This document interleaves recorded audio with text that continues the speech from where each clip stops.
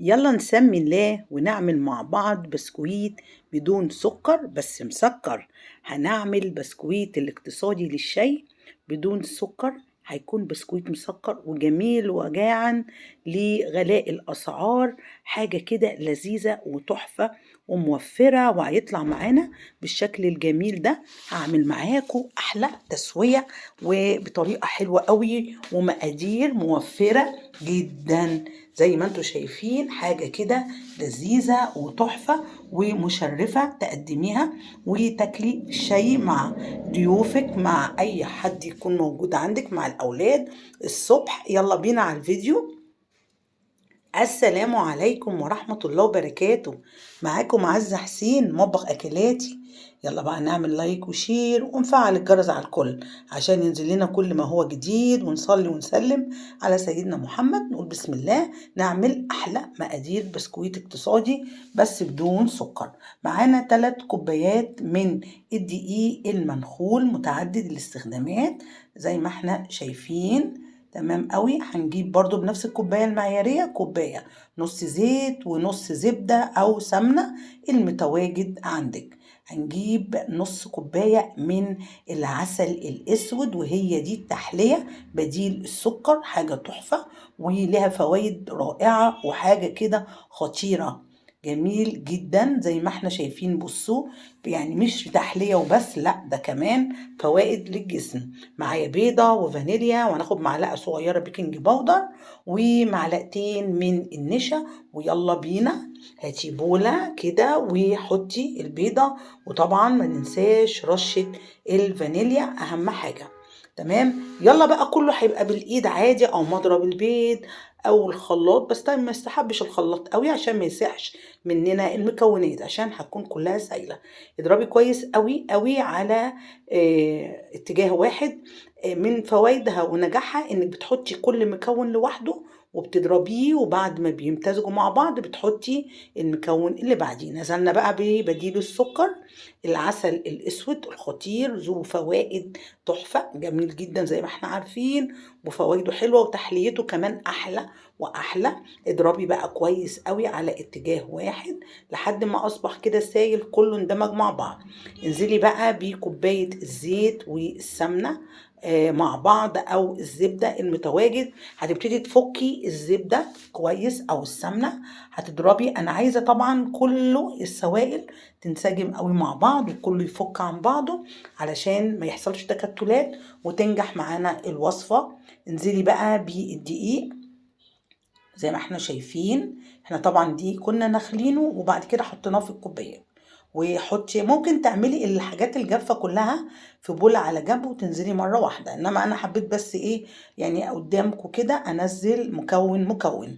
بعد ما حطيتي اول كوباية انزلي بمعلقة صغيرة من بيكنج باودر وقلبي تقليبة خفيفة كله على بعض، وانزلي بالتانية ومعلقتين النشا اللي بيخلي معانا البسكويت ناعم وهش وجميل. يلا كده اقلبي يعني من تحت لفوق وقلبي كويس. طبعا لسه ما زالت العجينة معايا سايحة. نزلت ب3 كوبايات، دي الكوباية التالتة.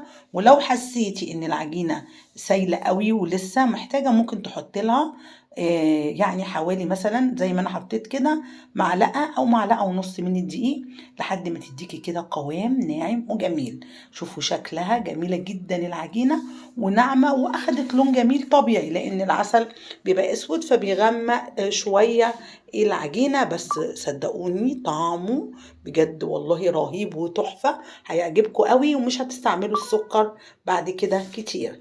هاتي بقى حاجة كده مفرش وابتدي حطي، او لو ما عندكيش ممكن بتحطي كيس مشمع بتفتحيه وبتحطي العجينة وبتبتدي تفرديها زي ما احنا شايفين كده. وقطعي بقى بأي قطاعة. انا كان عندي قطعة البسكويت الجميلة، ما عندكيش القطاعة دي بفنجان بكوباية اي حاجة موجودة عندك قطعي. بس انا حبيت طبعا بحب شكلها قوي، قطعتها واخدت معايا شكل البسكويت الجميل زي ما احنا شايفين.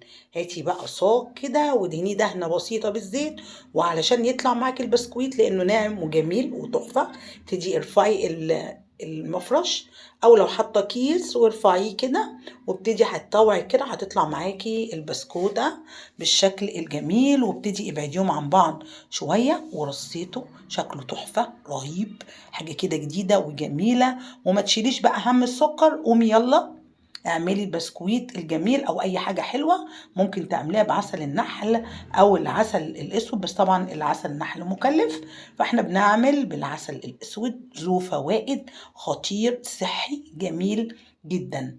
يلا بقى رصي كده تمام وبعدي عن بعض، وتكوني مولعه الفرن على درجة حرارة، طبعا البسكويت بيحب الحرارة الهادية، درجة حرارة 125.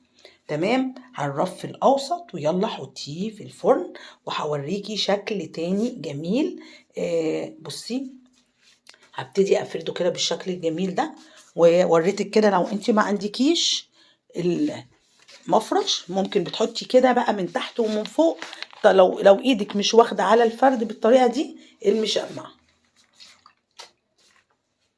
يلا افردي بقى كويس قوي، وعندي قطاعة حلوة شكل جميل هنقطع بيه زي ما احنا شايفين. بصي حلوة قوي، قطعي التقطيعة دي طبعا جميلة،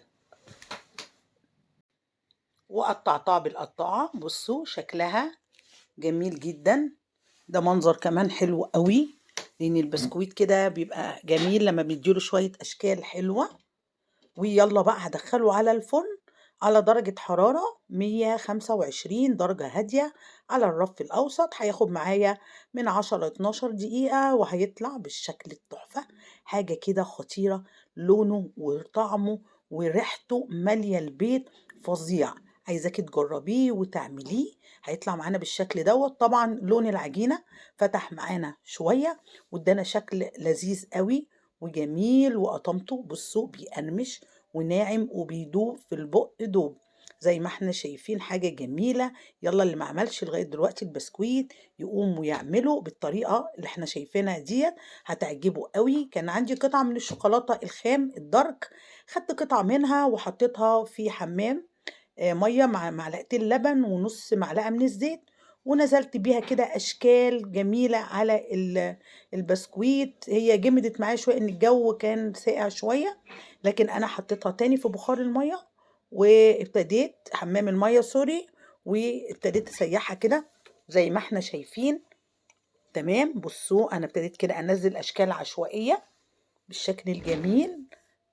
طعمه جميل جدا، الشوكليت الجميل الصوص الجميل ده على البسكويت مع ريحة العسل، حقيقي مش هتفرقيه عن السكر الطبيعي تماما. تحفة جميل، جربيه هيعجبك جدا، وهتدعي لي دعوة حلوة انك هتاكلي بسكويت موفر ومفيد وتحفة. ولو وصلتي معايا لغاية هنا متنسينيش في اللايك والشير وتفعيل الجرس، وقومي يلا اعملي البسكويت. وسلام عليكم ورحمة الله وبركاته.